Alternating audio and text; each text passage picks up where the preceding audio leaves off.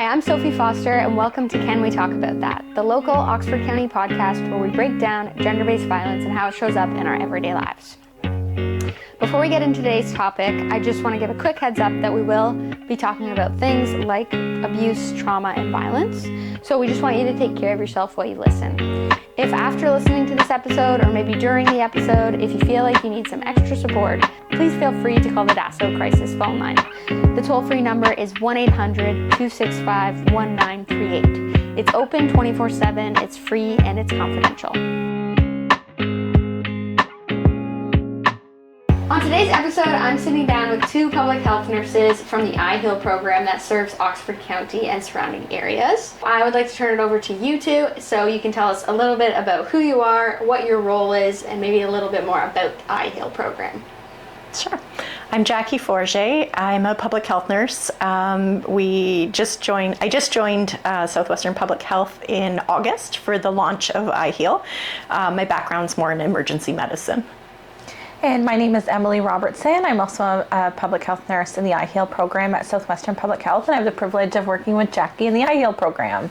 Awesome. iHEAL stands for Intervention for Health Enhancement and Living, and it's a program that's women-led, that's geared to help support women who have experienced or continue to experience intimate partner violence in navigating their daily lives. And this really is dependent on the woman and her needs. So the program itself is really interesting, at least to have on this show too, because it's a gender-based violence service, but it's in that healthcare kind of nurse-focused perspective. Mm-hmm. So can you tell us a little bit of what someone would look like coming to the program?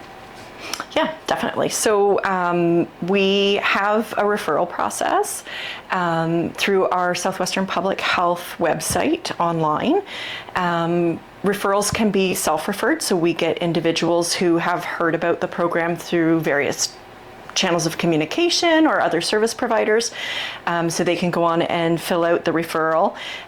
Just as a note, the referral's very basic. It's pretty much just asking for safe contact information.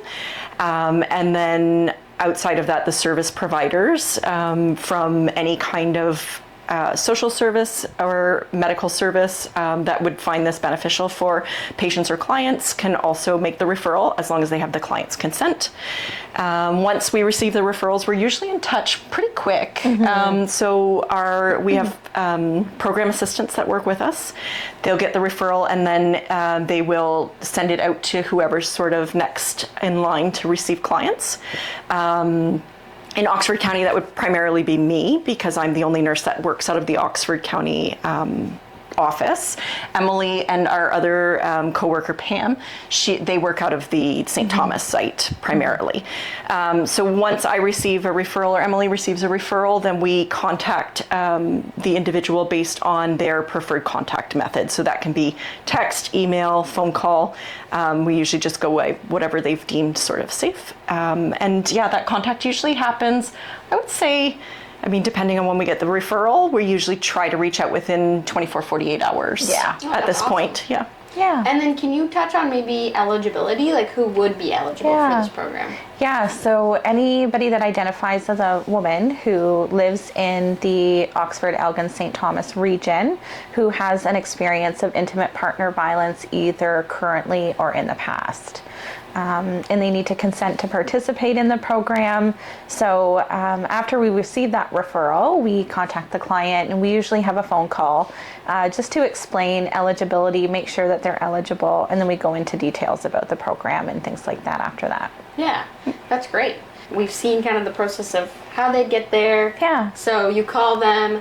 What do those first kind of appointments look like? Yeah, so the first phone call we make is to consent to enroll and give more information about the program. So we talk about the principles and components of the program at the very beginning. So the principles of the program include being women-led. We really want women to be leaders in their care and help navigate the course of the program. There's no ulterior motives. This is genuinely about their health and healing, and so we really make sure and emphasize that principle is at the forefront of everything we do, as well as safety first. So safety first is at the forefront of everything: physical, emotional, cultural, psychological, whatever that means to them. And then we also use the first meeting to identify that intimate partner violence and negative health symptoms are usually associated with each other. And so we talk a little bit about health symptoms and how intimate partner violence affects that. And then the components we review depend on each woman and her needs, but the components that we can go through include safeguarding, so again, prioritizing safety and learning how to work with a woman to make sure that she maximizes her safety, whatever that looks like for her. We also talk about managing basics, so helping women learn how to navigate daily lives with limited resources and maximizing their resources for things like housing and food security, material supplies, energy is a big one. Another one we focus on is common health symptoms. So again, talking about intimate partner violence, it's linked to common health symptoms and health problems and helping women navigate that. So for example, if they're experiencing insomnia or lack of sleep, then we can focus on strategies that are evidence-based to help a woman cope with negative sleep experiences. And I would just go on to say that usually the first couple of meetings are really just that dance of getting to know each other, but in a way that is very respectful and trauma-informed. Yeah. So we don't need women to come and just blurt out every bit of their story. That's not necessary to participate or for them to get anything out of the program. But if they want to, we definitely hold space for that. So sometimes, just depending on the individual and how long it takes them to sort of feel comfortable with us. It can take 1 or 2 sessions before we start to identify maybe some goals or like a pathway of some tools that we can use to help them explore different things. Sometimes it takes more than that, right? And so it can look very different, but we're not on a strict timeline for any of that. I don't think we mentioned, but we usually work with individuals at least 6 months, but can extend up to 8 months if that's needed. So we have a lot of time to give that time and space for reflection and it just more mindfulness of an approach. Well, and just for my own clarity, I guess too, obviously you're not coming at this as therapists, you're coming at this as nurses. Right, yeah. And so as that nurse perspective, you mentioned something like insomnia. So what kind of health or maybe wellness challenges are you seeing survivors facing? And what are some ways that you've been able to kind of use the program to help address those things? So I would say often a lot of people come with complaints of, sleep problems is a big one, low moods and maybe some feelings of depression or anxiety are another big one. Memory issues and fog are another big one. I would say chronic pain also for myself. Pain's a big one, yeah. And just really low energy is such a big one. Even women that are experiencing good sleep still experience low energy because so much of their energy sources are put towards dealing with anxiety, fear, safeguarding for usually not just them but their family, and that takes up so much time and energy and space out of their lives to consistently be in a fight or flight mode. And when you're consistently in that fight or flight mode, we see things like panic. There's not as much capacity to be able to manage and self-care. And so a lot of things that women want and need to talk about, they're not talking about. And so we give them that safe place to really open up and be able to explore those thoughts and feelings, anxieties, symptoms that they're having, such as panic. And we see a lot of people, even in a short time frame, who do report things like better sleep and less anxiety. And for the first time in a long time, they feel confident in seeking health care. They feel safe to seek health care. I would say too, helping them make that link between what they're experiencing and how toxic stress presents itself in your body in different ways. I find is a very empowering thing for a lot of these women. Many of them have made comments about, oh, I'm not just imagining it, or this, they may have been told that in the past by other providers. So making that link, I feel, also helps open up that feeling of, no, this is real, and it's understood, and I am feeling this, and it helps them move forward in that process. And I find a lot of times women are already doing so many things to help themselves innately. So just exploring what they're doing, what's working, is also a very powerful thing. You mentioned too that it could be a GBV experience in the past. So what does that mean exactly? Like how far back? Because sometimes, I mean, I've mentioned it a bunch of times on the show that sometimes we don't even know what we experienced was abuse, and then it takes years, and then maybe it's 5-7 years down the road that you realize that was horrible, and I'm just starting to process what happened. Yeah. I would say there is no time limit, at least for our program. Interestingly enough, too, I find that in exploring, say, maybe a recent issue with GBV or IPV, sometimes individuals will connect the dots of past experiences that they never viewed that way. So especially something as subtle as like economic abuse, or maybe more of a form of emotional abuse that they didn't quite register until we start moving through, talking through what abuse can look like, and connecting those dots with maybe historical. That's exactly where my mind went to, Jackie. A lot of women that I'm working with haven't been in an abusive intimate partner relationship for 2 to 3 years. But they're still experiencing effects from that relationship. So maybe they have kids and they do still need to maintain contact with that person. Maybe that person is still trying to reach out to them at times, or maybe they're still, experiencing coercion or control. So for example, a client who has left their partner sometimes still gets phone calls in times of desperation when their partner that they have left is claiming to be suicidal and blaming them for that. And so sometimes they're still experiencing effects of intimate partner violence even though they've left that relationship. And that's something really tricky to navigate with people because they've done so much work and they've safeguarded in so many ways, and they're still experiencing trickle effects that continue. So yeah, it's tricky to navigate, and oftentimes it is related to things like emotional and financial abuse that are ongoing, or the effects of past trauma and experiencing issues with trust, and just overall anxiety and fear about being in certain situations, which can happen for years to come, that we help them work through. Yeah, it's a lot of work. I know you mentioned that it was, you usually have clients for 6 to 8 months, something like that. What does it look like to meet? Like, where do you meet? What do those meetings look like? Yeah, so we try to meet them in ways that are safe for them, in locations that are safe for them. So that can be everything. So I've started with clients, say, over the phone, because that's what worked best and that's what felt safest. And then maybe after a couple of sessions, they decide, hey, do you think we could meet up next time? And then we can make arrangements. So we do provide assistance for individuals who have issues with transportation. We're a big region, and there's not great public transit, so we can help with taxi transportation, bus transportation if that's available.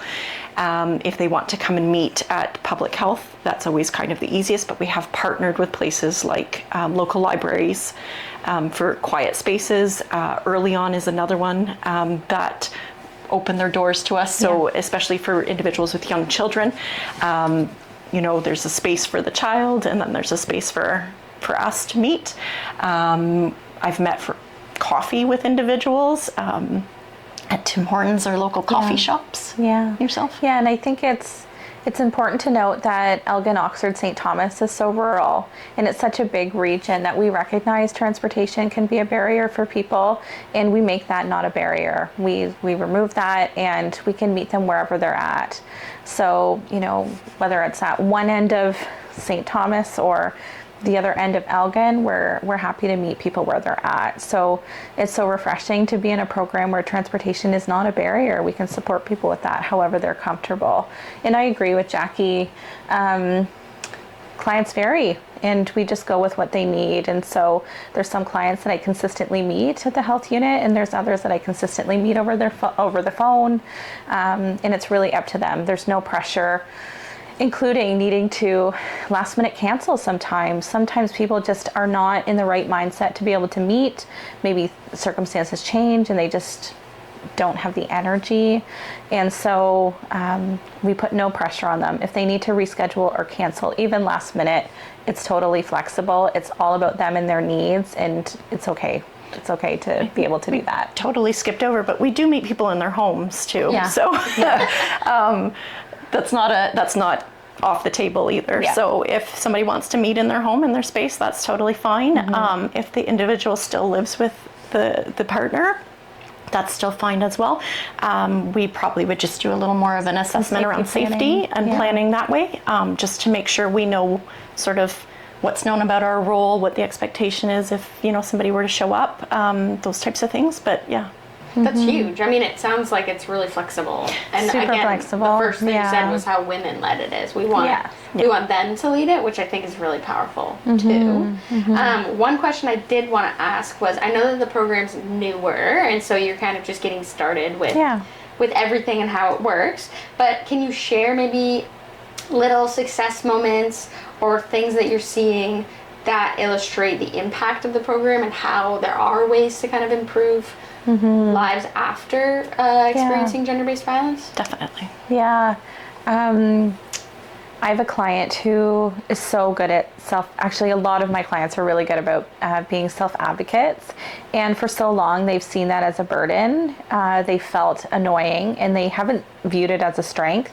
So using one of the core components, which is strengths-based communication, I was able to identify with some of those clients that, that's not being annoying, that's not being a burden, that's showing such strength and self-advocacy.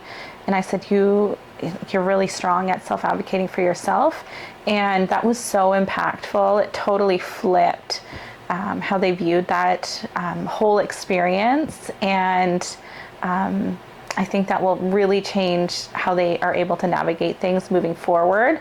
Instead of holding back and feeling like they're being annoying, they're taking pride in being able to have a voice and be a self-advocate. So that's been really significant, is the power of strengths-based communication and helping women reflect on their strengths.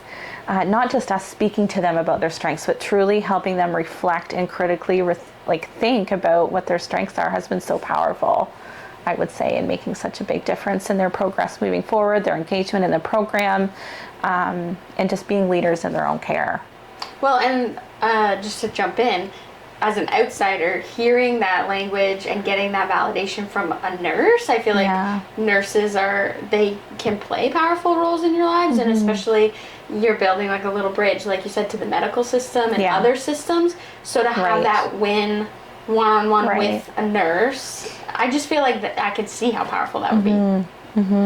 I find a lot of times they're doing all the hard work, and then I have a client, we're getting towards the end of our relationship together, and she said, I don't know what I would have done without you. And I said to her, but you did it all on your own. I was just there kind of cheering you on. I really, not that I didn't do anything, but I really didn't do the hard stuff, you were there. But I guess just having that cheerleader, that person that you can run things by, that kind of gives you the thumbs up, I guess, you're in the right direction, is more powerful, I think, than we realize. So there's been lots of small successes. There's been lots of big successes. I have people who started with, in 6 months, this is one person's journey, but got a job, moved out into a new, more stable environment, found a friendship with a person that she felt she could never do, reconnected with her daughters in a meaningful way. This is one person's journey, and that was all her, and all her hard work, and just helping her along the way to celebrate those successes was inspiring. Huge. That's huge. Yeah. I mean, it's life-changing. And even though I know, again, I'm an outsider looking in, but even though you're saying, we didn't do that much, whatever, but even just being there to be like, okay, well, let's look up resources together, or let's see if we can find something, that's enormous. Yeah. And when you are living maybe in fight or flight, or you are kind of navigating experiencing or post-experiencing gender-based violence, it's huge to have someone in your corner. Yeah, it's really about rebuilding that confidence that they have and helping them find it within themselves. Absolutely. I would say that we're really focused on helping women rebuild that confidence that they have, but really helping them find it within themselves to be able to move forward and do all of these amazing things that they're doing. And I think it's also really important to note that success in the program and growth in the program looks so different for so many people. And so it's not like a checklist, it's not a tick box, it's really what growth means to them and what they're looking to get out of the program. Well, and so to flip sort of a success on its head, I have a client who, she identifies as a people pleaser, right? Like, this has just been part of who she's become, and it's really hard for her to put up barriers, it's hard for her to say no.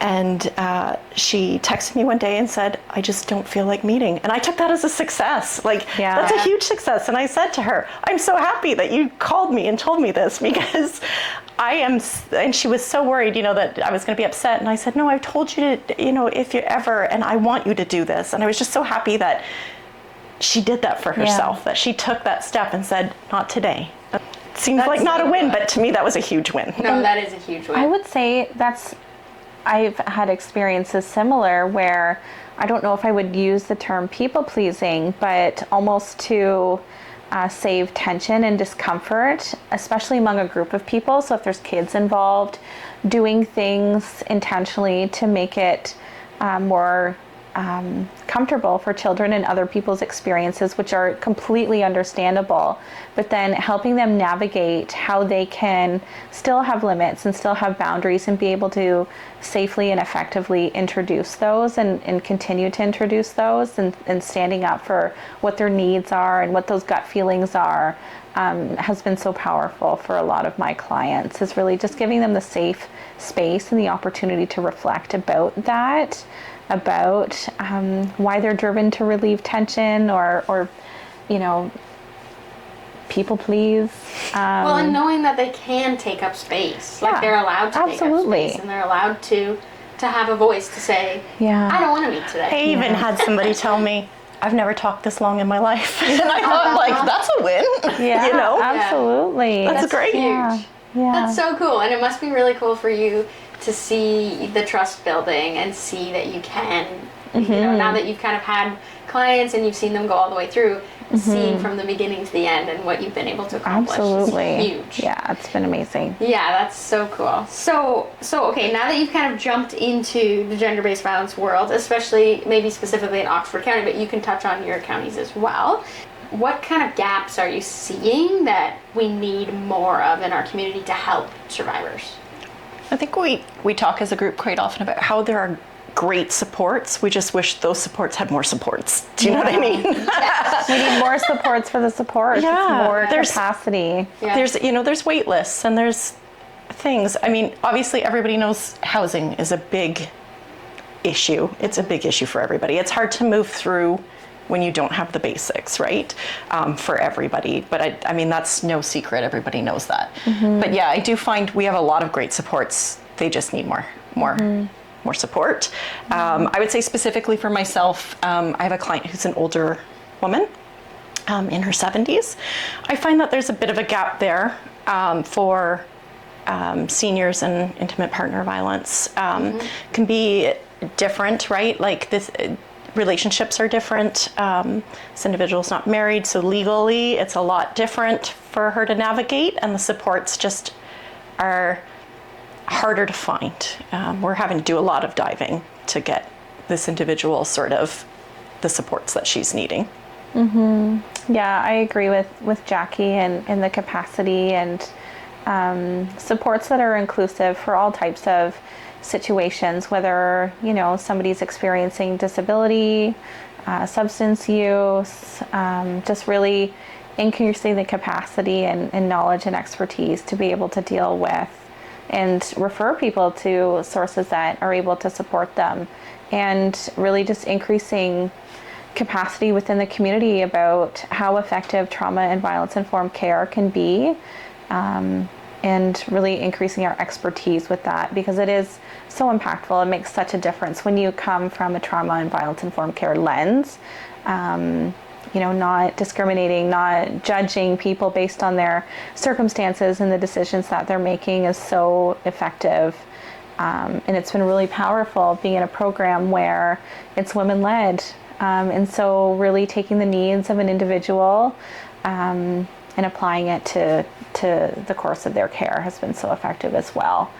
I would say capacity and supports for the supports are really where we're noticing. Yeah, supports for the supports. Yeah. I love that. Yeah, I love that. supports. I would say that too, but I never had the words to say it that well. I would say another thing is a big component of the program is not putting pressure on a woman to leave their relationship if they don't want to and they're not ready to.